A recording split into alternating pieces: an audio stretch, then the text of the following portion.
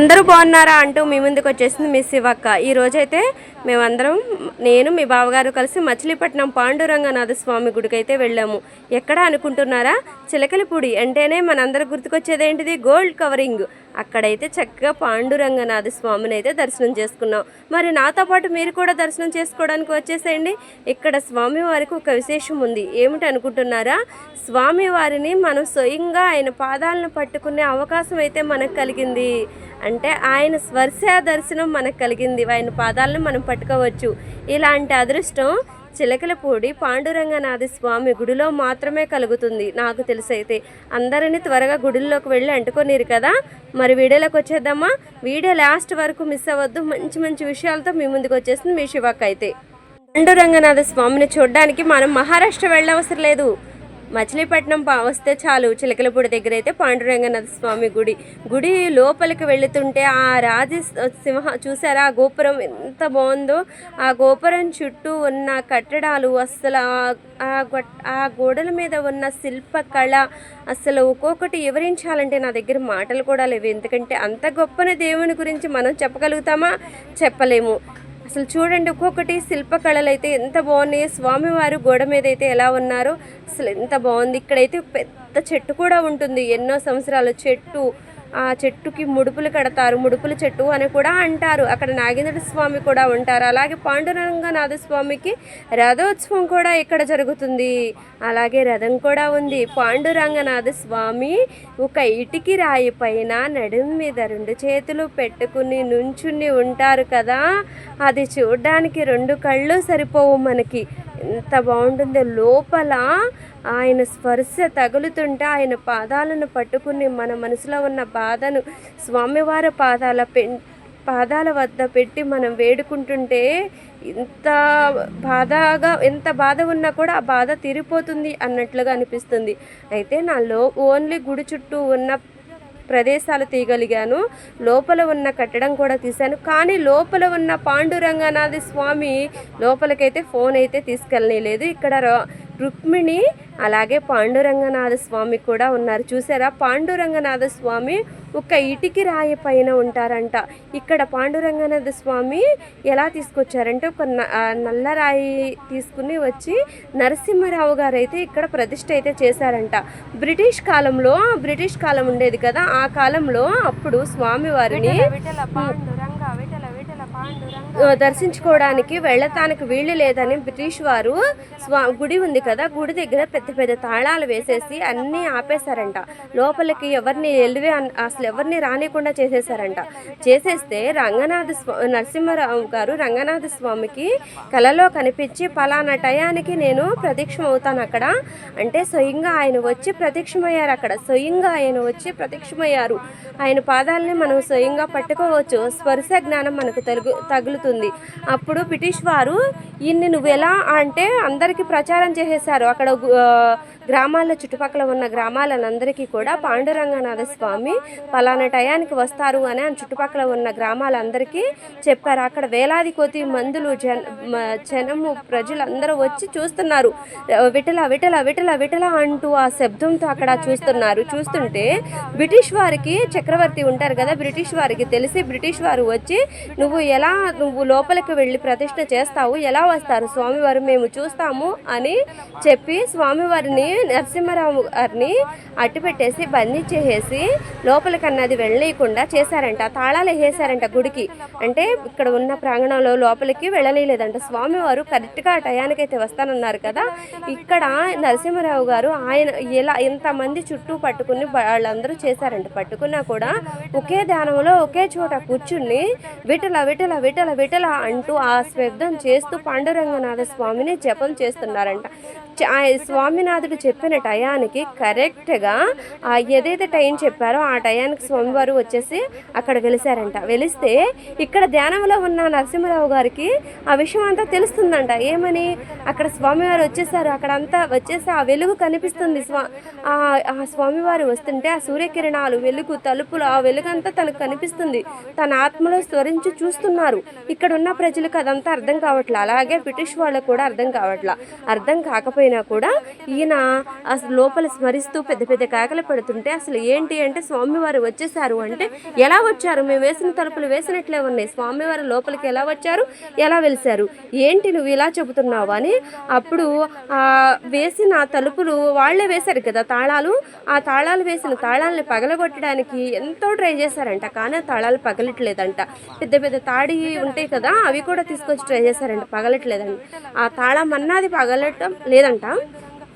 అప్పుడు ఈయన నామస్మరణలు నరసింహరావు గారు నామస్మరణ చేస్తూ ఉన్నప్పుడు ఒకసారిగా లేచి తలుపు 2 చేతులతో పట్టుకుని, అంటే లాస్ట్కి బ్రిటిష్ వారు ఏం చేశారంటే నరసింహరావు గారిని తీసుకువచ్చి 2 చేతులతో ఆ తలుపును పట్టుకొని ఇచ్చారంట. తలుపు పట్టుకొని కానీ ఆ సూర్యకిరణాలు వెలుగు అక్కడ ఉన్న జనానికి జిగేలుమంటూ ఆ వెలుతురు అక్కడ జనమంతా విటల విటల విటల అంటూ నామస్మరణతో మునిగిపోయి అసలు పూలాభిషేకం స్వామివారి పైనుంచి దేవతలందరూ పూలాభిషేకం అయితే స్వామివారికి చేస్తున్నారంట. అసలు ఆ దృశ్యాన్ని చూడడానికి ఎంతమంది వేలాది ఆ బ్రిటిష్ వారు తను ఇప్పుడు వరకు బంధించారు కదా, ఈ విషయం ఎలా జరిగింది అని ఆశ్చర్యపోతూ వెంటనే వదిలేశారంట. వదిలేసి స్వామివారు స్మరణ చేసుకుని నరసింహరావు గారు పాదాలు పట్టుకున్నారంట. ఇది నాకు గుడిలో ఒక వేపనాయనైతే చెబుతుంటే విన్నాను కదా, నాకైతే ఇంకా తెలిసిన మట్టికి నేను చెప్పాను. ఎక్కడైనా తప్పులు ఏదైనా చెప్పి ఉంటే మీ ఇంటి ఒక ఆడపిల్లలాగా క్షమించండి. అట్లాగే పాండురంగనాథ స్వామిని దర్శించుకున్నారా?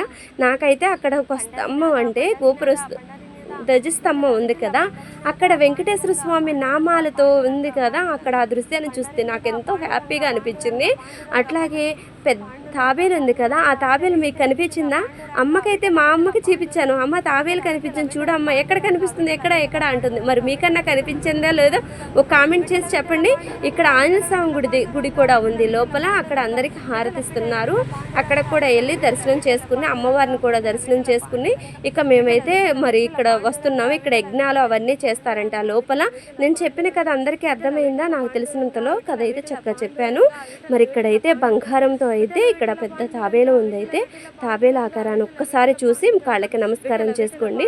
లోపల స్వామివారిని పాండురంగనాథ స్వామివారిని మనం మన చేతులతో స్పర్శతో ఆయన స్పర్శ మనకు కలుగుతుంది. ఇలాంటి కలగడం చాలా అదృష్టం కదా. స్వయంగా వెలిసారంట తాను. ఎవరు కూడా మిస్ అవ్వద్దు, వీలు కుదిరిన వారు తప్పకుండా వెళ్ళండి, వెళ్ళి అక్కడికి చూడండి. ఇది ఒక శతాబ్దం అవుతుందంట. ఈ కథ కూడా 1929లో జరిగిందంట. స్వామివారు ఆయనకి కనిపించి ఇలా చెప్పారంట, కనిపించి చెబితే అప్పుడు ఇలా చేశారంట. పాండరీపురమే రావాల్సిన పని లేదు, నేను ఇక్కడ వెలుస్తాను పలానా చోట అని చెబితే నరసింహారావు గారి సంకల్పంతో ఇక్కడైతే చేశారు. చాలామంది అప్పుడు ఇబ్బంది పెట్టారంట, అయినా కూడా ఆయన చేశారు. ఇక్కడ పాండురంగనాథ స్వామి ఒక ఇటుకి రాయి మీద నుంచి నడుము మీద చేతులు పెట్టుకుని అక్కడ చేపలు, ఆయన మచిలీపట్నం అని ఎందుకు వచ్చిందంటే మచిలీ అంటే చేపలే కదా, అందుకు మచిలీపట్నం అని వచ్చిందంట. అక్కడైతే ఆయన వాళ్ళు నుంచున్నారు కదా, పక్కనే ఉన్నారు చూసారా, ఆయన నరసింహారావు గారు అయితే నేను ఆయన కొంచెం క్లియర్గా తెలియపోయాను. ఆయన నరసింహారావు గారు అయితే ఆయన కూడా పక్కనే ఇటు పక్కన కూడా ఉంటారు. మీరు వెళ్ళినప్పుడు ఇవన్నీ మర్చిపోవద్దు. అలాగే ఇక్కడ 111 శివలింగాలు అయితే ఉన్నాయి. అక్కడ నేను తెలియకుండా వీడియో తీద్దామనుకున్నాను, కానీ మన ఎలవే చేయనీయలేదు, ఫోను తీయలేదు. నేనైతే అక్కడ డిస్కౌంట్ అయ్యాను. ఆ శివలింగాలు కూడా ఉన్నాయి, అక్కడ దర్శించుకోండి. అట్లాగే మళ్ళా రథోత్సవం కూడా ఇక్కడ ఉంది, ఆ రథాన్ని కూడా వీడియో తీశాను, తప్పకుండా ఒకసారి చూడండి. ఇక నేను లోపలికి ఫోన్ అయితే తీసుకెళ్ళలేరు కదా, బయట ఉన్న ఇక్కడంతా నాకు ఒక చిన్ని పాప కనిపించింది. ఆ పాప కదా వివరంగా చూస్తుంది. ఏంటమ్మా చూస్తున్నావు అంటే తాబేల్ని చూస్తున్నా అంటుంది. నాకైతే చాలా బాగా నచ్చింది. అలాగూ విఠల విఠల పాండురంగ అన్న శబ్దం మీకు వినిపిస్తుందా లేదో నాకు కూడా ఒక కామెంట్ రూపంలో తెలపండి. ఇక్కడికైతే లోపల చూసారు కదా, ఆయన అక్కడ లోపల ఉన్నారు. 1 చాలా దాటి వెళ్ళాలి దర్వాజాలు. అయితే అక్కడికి లోపలికైతే నన్ను ఫోన్ ఎలవేయలేదు, జిమ్ చేసి నేను అలా తీసేవాళ్ళకి తెలవనీయకుండా. ఒక పక్క నుంచి ఒక ఆమె కేకలు పెట్టేసింది, వెంటనే ఆపేసేమని నేను వెంటనే ఆపేశాను. పక్కన బోర్డు కూడా పెట్టారు, ఫోన్ ఎలవేయలేదని. అక్కడ పాండురంగ స్వామి ఉన్నారు. అమ్మని చెప్పే కదా, అక్కడ అమ్మ కూడా ఇటు పక్కన ఉంది చూడండి. అసలు ఆ స్వామి ఉన్నారు మనకి అక్కడ చుట్టూ తులసి మాలతో, ఆ తులసి మాల అలంకరణ, దీపాలతో అలంకరణ, పాండురంగనాథ స్వామిని చూస్తుంటే ఈ జన్మకి ఇది చాలు అన్నట్లుగా అనిపించింది. అలాగే స్వయంగా తన పాదాలు పట్టుకుని అడుగుతుంటే చాలా ఒక విషయం చెప్పనా, మనకి ఎన్నో బాధలు ఎన్నో కష్టాలు ఉంటాయి, కానీ గుడిలోకి వెళ్ళగానే నేనైతే ఇలాగూ మీరు ఇలా ఇంతమంది ఉన్నారు నాకైతే తెలియదు. అసలు గుడిలోకి వెళ్ళగానే నేను గుడిని దేవుణ్ణి చూస్తాను, కానీ నా మదిలో ఉన్న కోరికను చెప్పను, అలాగే నాకు ఉన్న బాధను చెప్పను. అదేంటో నాకు అర్థం కాదు. ఆయన చూస్తూ అలా ఉండిపోతాను. ఇలా ఎంతమంది అన్నారా? చాలామంది అనుకుంటారు గుడిలోకి వెళ్ళాను కదా, మనకున్న కష్టాలన్నీ చెప్పేసుకుందాము, మనకున్న బాధలన్నీ చెప్పేసుకుందాము అని. కొంతమంది చెబుతారు, వాళ్ళకి వెంటనే తీరుతాయి కూడా. నేను కష్టాలు చెప్పినా తీరువు, బాధలు చెప్పినా తీరువు, సంతోషాలు చెప్పినా తీరువు. అందుకే నేను ఏది చెప్పను, ఆయన అలా చూస్తూ ఉండిపోతా.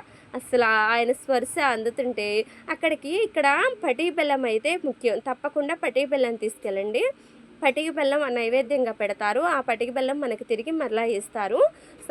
స్వామివారికి ప్రసాదంగా, అంటే ఆయన నోటి దగ్గర పెట్టి మనకిస్తారు. ఆయన పాదాలు అంటుకున్న తర్వాత గుడి అయితే చుట్టూ పచ్చని వాతావరణంతో గుడిలోకి అడుగు పెట్టంగానే ఏదో తెలవని ఒక మనసుకి ప్రశాంతత అనేది కలిగింది. ఇక్కడే లోపలికి వెళితేనే నాకు బాగా తిట్లు పడ్డాయి. మరలా మీ ముందుకి మంచి వీడియోతో వచ్చేస్తాను.